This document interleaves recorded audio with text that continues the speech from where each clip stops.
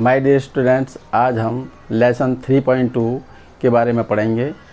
चलिए देखते हैं ज़्यादा समय न गंवाते हुए। लेसन 3 रैखिक समीकरण युग्म।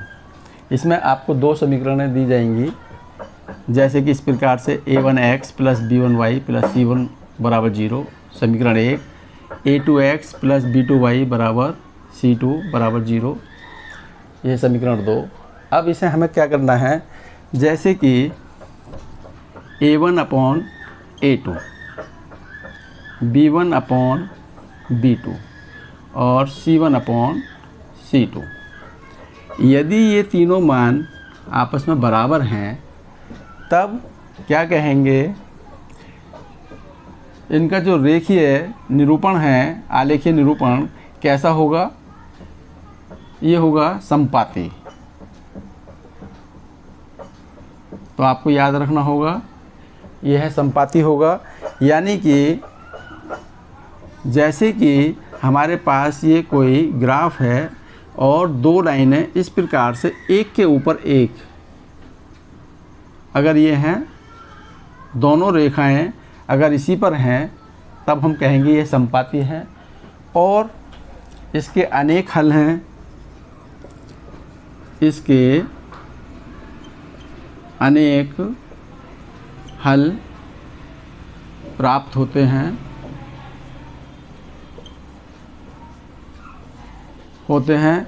अब ये क्या हैं, संगत हैं,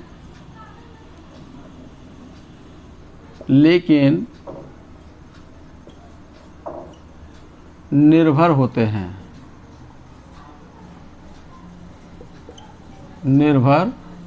हैं, इस प्रकार से हम कहेंगे इसको। और इसके अनेक हल प्राप्त होते हैं, इसको हम कह सकते हैं कि अनंत हल प्राप्त होते हैं। नंबर 1।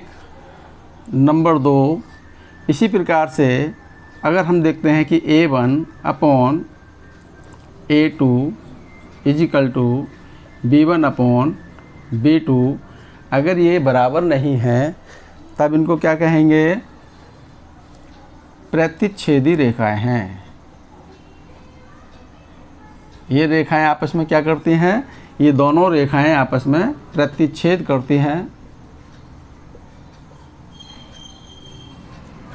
और अद्वितीय हल होते हैं। कहने का मतलब है केवल एक हल होता है, एक ही हल प्राप्त होता है और ये संगत होते हैं, ये संगत होते हैं। ये बात आपको याद रखनी होगी। इसमें हमने क्या देखा था, जब दोनों रेखाओं के a1 upon a2 is equal to b1 upon a2 ये अगर ये बराबर हैं तो समपाती कहेंगे और इसमें अनेक हल प्राप्त होते हैं। इसी प्रकार से a1 अपॉन a2 अगर ये बराबर नहीं है b1 अपॉन b2 के, तो हम कहेंगे ये है रेखाएं दोनों आपस में प्रतिच्छेद करती हैं। जैसे कि एग्जाम्पल के लिए हम देखते हैं, ये x अक्ष है, y अक्ष है। जैसे कि कोई रेखा ऐसे जाती है और ऐसे जाती है, माना कि एक रेखा पहली है और ये दूसरी रेखा है, तो ये आपस में इस प्रकार से एक दूसरे को प्रतिच्छेद यहाँ करती हैं। अब आते हैं नंबर 3। यदि a1 upon a2 is equal to b1 upon b2 और ये क्या है c1 अपॉन c2, यदि इसके बराबर नहीं हैं और ये आपस में बराबर हैं और ये बराबर नहीं हैं, तब हम क्या कहेंगे, ये रेखाएं कैसी होंगी, समांतर हैं। ये दोनों ही रेखाएं क्या हैं, समांतर हैं और इसका कोई हल नहीं होता है, इसका कोई भी हल नहीं होता। अभी हम सवालों में पढ़ेंगे कि क्या है, और ये असंगत होते हैं, इसको भी नोट कर लेंगे कि ये असंगत होते हैं, असंगत होते हैं। जब हम सवाल करेंगे तब आपको समझ में आएगा। आप इसमें इस तरीके से चित्र बनाएगा। एक्स अक्ष ये वाई अक्ष है, ये एक्स अक्ष है, ये वाई अक्ष है, ये एक्स और ये वाई। अब इसमें क्या होगा कि दो रेखाएं इस प्रकार से आपको मिलेंगी जो एक दूसरे को ना तो प्रतिच्छेद करेंगी और ना ही संपाती होंगी। और दो रेखाएं हमें किस प्रकार से मिलेंगी, जैसे कि मान के चलें कि ये a1x प्लस b1y और प्लस c1 बराबर 0, और ये दूसरी जो है a2 प्लस b2y और प्लस c2। ये इस प्रकार से हमें दो रेखाएं प्राप्त होंगी। पहले आप इसको याद रखेंगे और इनको समझेंगे। ये याद होने चाहिए, नंबर 1, नंबर 2, नंबर 3, तभी हम सवाल कर पाएंगे और आप सवाल समझ जाएंगे जब हम सवाल बताएंगे। तो अभी जो हमने आपको सूत्र बताए हैं उसी के आधार पर हम ये सवाल करेंगे। पहला सवाल, ये पहला नहीं दूसरा है, और इसके आधार पर समझेंगे 3.2 का दूसरा सवाल है। तो आपसे किस प्रकार से पूछा जाएगा, ये सवाल बहुत ही ज़्यादा मोस्ट है और इसी प्रकार के सवाल पूछे जाते हैं। ग्राफ वाले सवाल बहुत रेयर, बहुत ही कम पूछे जाते हैं, अदरवाइज़ यही सवाल ज़्यादा पूछे जाते हैं। और ग्राफ मैं आपको 3.1 में बनाना सिखा चुका हूँ और हम ग्राफ आसानी से बना सकते हैं। पहले हमें ये देखना है कि ये किस प्रकार से हल होगा। अनुपातों a1/a2, b1/b2 और c1/c2 की तुलना करके ज्ञात कीजिए कि निम्न समीकरण युग्म द्वारा निरूपित रेखाएं एक बिंदु पर प्रतिच्छेद करती हैं, संपाती हैं या समांतर हैं। तो जो अभी हमने सूत्र जो बताए थे उसको कैसे हल करना है, इसमें कई बातें पूछी जा सकती हैं कि ये समांतर हैं, संपाती हैं या प्रतिच्छेद करती हैं, ऐसा भी पूछा जा सकता है। और ऐसा भी पूछा जा सकता है कि ये संगत हैं या असंगत हैं या निर्भर हैं, ये भी पूछा जा सकता है। और पूछा जा सकता है कि इसके कितने हल हैं, कि जैसे कि अगर समांतर है तो उसका कोई हल नहीं है, संपाती है तो उसके बहुत सारे हल हो सकते हैं, और जो प्रतिच्छेद करती है उसका केवल और केवल एक हल होता है।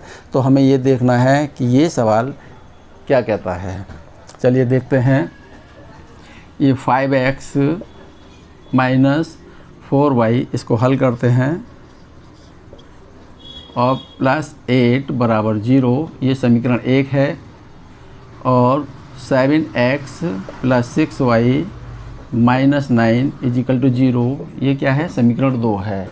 हमें क्या करना होगा, a1x plus b1y plus c बराबर 0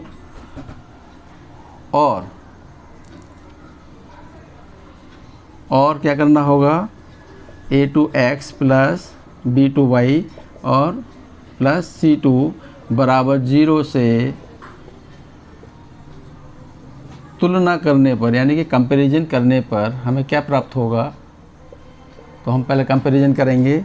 जैसे कि पहली समीकरण है तो हमारा पहली समीकरण ये है, a1 की जगह पर क्या है 5, और ये b1 है, b1 की जगह पर क्या है।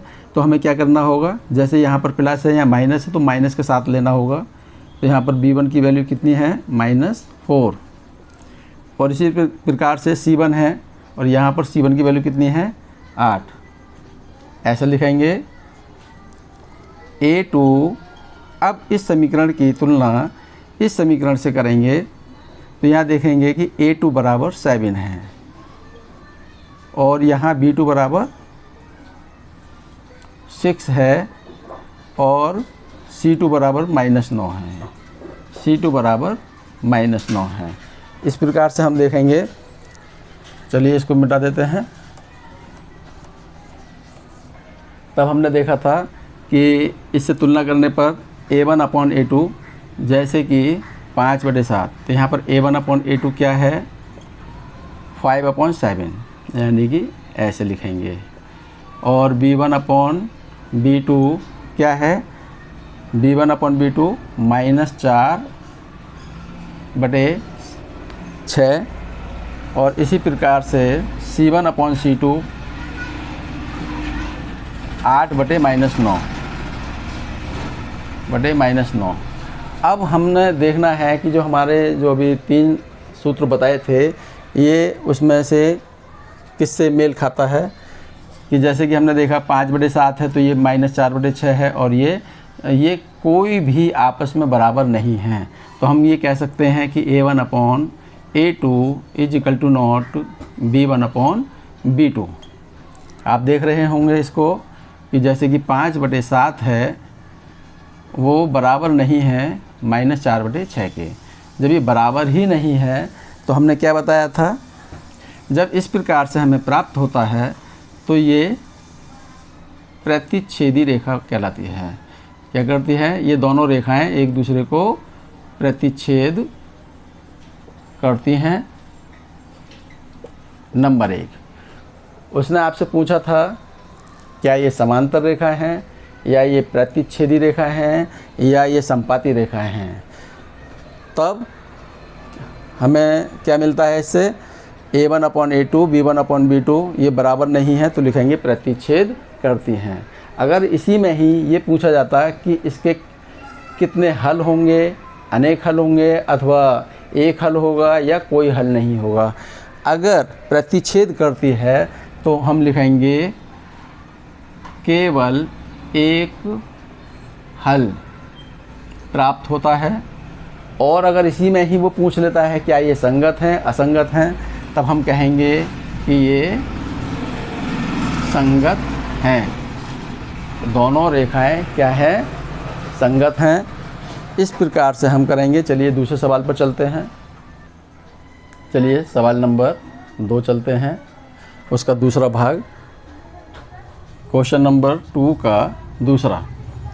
इसमें दिया हुआ है 9x + 3y + 12 = 0, समीकरण 1 18x + 6y + 24 = 0।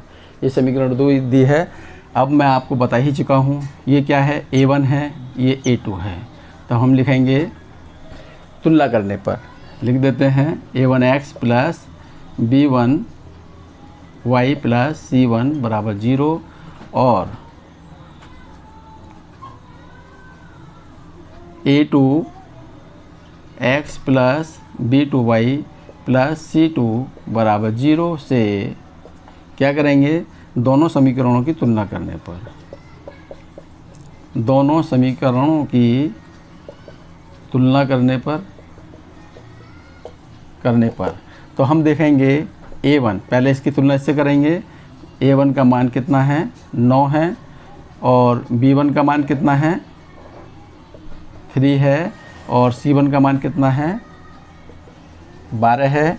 इसी प्रकार से समीकरण 2 की तुलना समीकरण 2 से करेंगे तो A2 का मान कितना है, यहाँ पर 18 है और B2 का मान कितना है, 6 है और C2 का मान 24 है। अब आप देख रहे हैं। और अब हमें क्या करना होगा, A1 अपॉन A2 बराबर B1 अपॉन B2 बराबर C1 अपॉन C2। अभी बराबर लिख दिया है, अगर बराबर होगा तो बराबर ही रहेगा और अगर बराबर नहीं होगा तो हम इसको बराबर नोट कर देंगे, यानी कि इसको काट देंगे। अब इसका मान रख के देखते हैं। A1 का मान क्या है, 9 और A2 का मान कितना है, 18 है। B1 का मान कितना है, 3 है और B2 का मान कितना है, 6 है और C1 का मान कितना है, 12 है और C2 का मान 24 है। अब इसको देखते हैं। 9 एकम 9, 9 दूनी 18, 3 एकम 3, 3 दूनी 6, 12 एकम 12, 12 दूनी 24। तो हमने क्या देखा यहाँ पर, 1/2 बराबर 1/2 बराबर 1/2। इट मीन्स तीनों ही वैल्यू बराबर हैं। अब हम कह सकते हैं यहाँ पर कि जब तीनों के मान बराबर पाए जाते हैं, और हमने बताया भी था कि A1 upon A2, B1 upon B2 और C1 अपॉन C2 अगर है और ऐसा पाया जाता है, तब हम इसको क्या कहेंगे, ये रेखाएं दोनों ही रेखाएं, तो ये रेखाएं कैसी होंगी, समपाती होंगी, ये रेखाएं कैसी हैं, समपाती हैं। और अगर आपसे पूछा जाए कि संगत हैं या असंगत हैं या निर्भर हैं, तो हम कहेंगे जो समपाती होती हैं वो संगत होती हैं लेकिन निर्भर होती हैं। और अगर पूछा जाए कि इसके कितने हल होते हैं, अनेक हल होते हैं या एक हल होता है या कोई हल नहीं होता है, तो इसी में हम कहेंगे कि इसके अनेक हल प्राप्त होते हैं। अब चूंकि सवाल में पूछा गया है केवल समपाती हैं, समांतर हैं या प्रतिच्छेदी हैं, तो ये रेखाएं कैसी होंगी, समपाती होंगी। इस केवल उतना ही आंसर देना है। इसी प्रकार से हम नेक्स्ट सवाल पर चलते हैं। अब देखते हैं क्वेश्चन नंबर 2 का तीसरा पार्ट। ये समीकरण दी गई है नंबर 1, नंबर 2। अब हम डायरेक्ट बताने की कोशिश करेंगे। हमें तुलना करनी है, तो a1 बराबर डायरेक्ट कर लेते हैं। हमें मालूम है कि a1 x प्लस b1y, इसे तुलना करनी होती है। तो हम देखेंगे ये a1 का मान है और b1 का मान कितना है, -3, और c1 का मान 10 है। इसी प्रकार से यहाँ देखेंगे कि a2 का मान 2 है और b2 का मान, यहाँ कोई अंक नहीं है तो 1 मानेंगे और ये माइनस है, तो यहाँ पर लिखेंगे -1, और c2 मानेंगे 9। अब इसका देखते हैं तुलना करके, a1/a2, b1/b2 और c1/c2। इसका मान रखेंगे 6/2 बराबर -3/-1 और 10/9। हमने देखा कि 2 एकम 2, 2 तिया 6, माइनस से माइनस को कैंसिल करेंगे और 3/1 आ गया, लेकिन ये नहीं कट रहा है और ये 10/9 ही रहेगा। तो हम क्या पाते हैं, 3/1 बराबर 3/1 और 10/9। तो हमने देखा कि ये दोनों तो बराबर हैं लेकिन ये बराबर नहीं हैं। तो ये कौन सी समीकरण को बताता है कि जब हमारे पास इस प्रकार से प्राप्त होती हैं b1/b2, अगर ये बराबर नहीं है c1/c2, यदि ये बराबर नहीं है तब हम क्या कहेंगे, ये समांतर रेखाएं हैं। क्या है, समांतर रेखाएं हैं। ये समांतर रेखाएं हैं और इसका कोई हल प्राप्त नहीं होता है, इसका कोई हल प्राप्त नहीं होता और ये असंगत होते हैं। ये अगले सवाल के लिए हम बता रहे हैं कि अगर इस प्रकार से मिलेगा हमें तो हमें कैसे लिखना होगा। ये समांतर रेखाएं हैं, इसका कोई हल प्राप्त नहीं होता है और ये असंगत होते हैं। तो प्रिय छात्रों, ये बात आपको याद रखनी है, तीनों सूत्र आपको याद रखने होंगे, तभी आप ये कर पाएंगे। और निश्चित रूप से ये सवाल पेपर में पूछा जाता है और इसी प्रकार के पूछे जाते हैं, आपको इसको ध्यान रखना होगा। चलिए क्वेश्चन नंबर 2 पर चलते हैं। वातावरण में डिस्टर्ब करने वाले बहुत मिल जाते हैं, आसपास काफ़ी शोरगुल रहता है, लेकिन उसको ध्यान में न रखते हुए चलिए अगला सवाल करते हैं। अनुपातों a1, a2, b1/b2 और c1/c2 से तुलना करके हमें ज्ञात करना है कि ये समीकरण युग्म संगत हैं या असंगत हैं। मैंने पहले भी सवाल में बताया था कि हमें सवाल किस प्रकार से हल करना है, कि इसमें 3 बातें पूछी जा सकती हैं आपसे कि ये समपाती हैं, समांतर हैं या प्रतिच्छेदी रेखाएं हैं, या फिर पूछा जा सकता है संगत हैं या असंगत हैं, या फिर पूछा जा सकता है निर्भर हैं, या फिर पूछा जा सकता है इसके कितने हल हो सकते हैं, या कोई हल है या कोई हल है नहीं। इस प्रकार से इसमें 3 बातें पूछी जाती हैं और ये आपको तीनों बातें याद रखनी होंगी। चलिए हम इन समीकरणों को हल करते हैं। आपके पास ये 2 समीकरण दी गई हैं, तो सबसे पहले हमें क्या करना होगा, इस समीकरण को पहले सही व्यवस्थित ढंग से लिख लेते हैं। इसको हल करने के लिए पहले क्या करना होगा, 3x + 2y, इस 5 को हमें इधर लाना होगा तो -5 हो जाएगा बराबर 0। अब कहेंगे ये समीकरण 1 हो गई। और समीकरण 2 को कैसे लिखेंगे, 2x - 3y और इस 7 को पक्षांतर करने पर क्या होगा, -7 हो जाएगा, बराबर 0 हो जाएगा और ये समीकरण 2 हो जाएगी।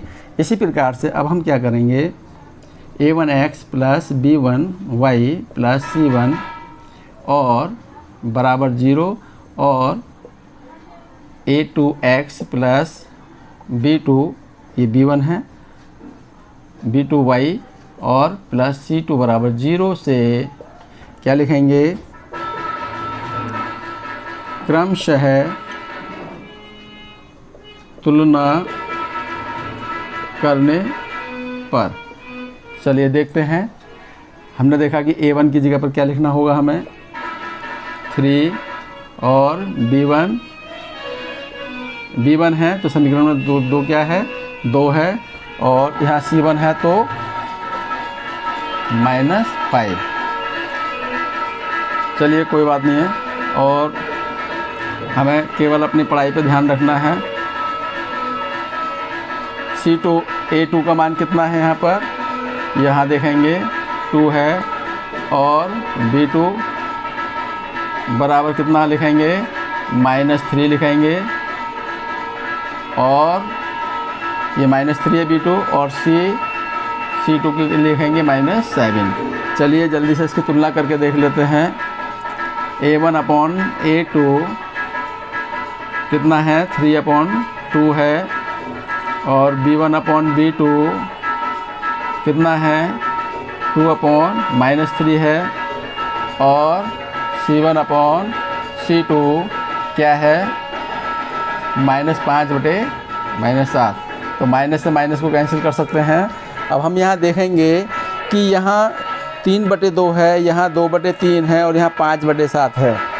कहने का मतलब है कि कोई भी युग्म आपस में बराबर नहीं है।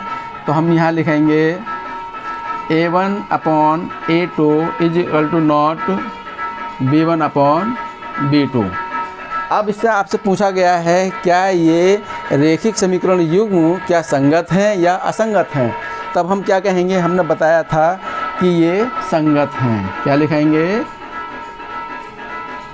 संगत हैं। इसका आंसर इतना देना है, और ये मिनिमम 2 मार्क्स का आपसे पूछा जाएगा।